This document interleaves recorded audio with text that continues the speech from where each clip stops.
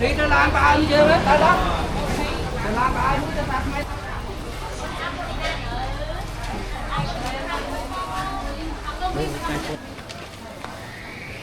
Trong chơi vô vô phần hai, đi đi rồi vô kia nó cũng phải đi đi, xong rồi ăn nghe cái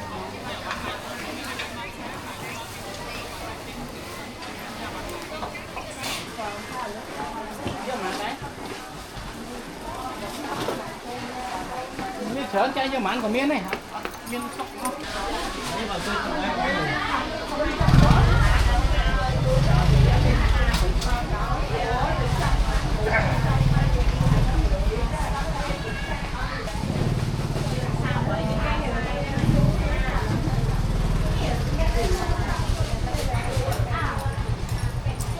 Đây trăm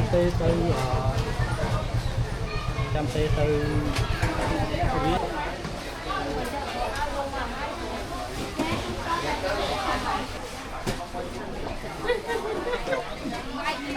nó lên từ nữa.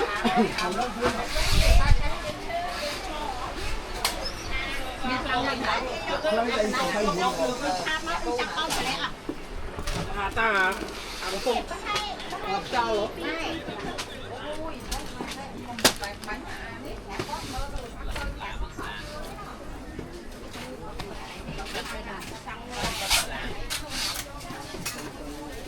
Muốn ai? Họ cứ cạnh chứ, cạnh câu được quạt nhưng mà sạp con mà họ thấy á. Cạnh qua con bắt giờ hay biết thấy.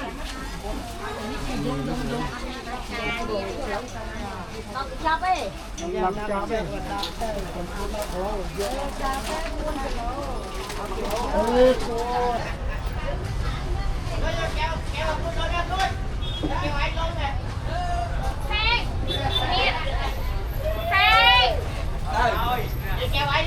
Lư ơi.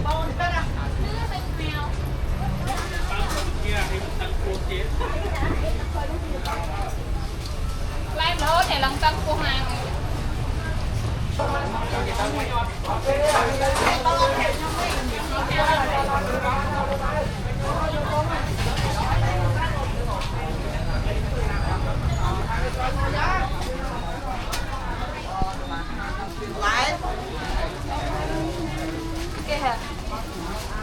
Lạc hai không không?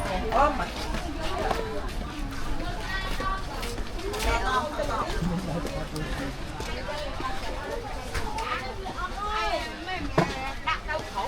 Tôi khói là lớn chắc.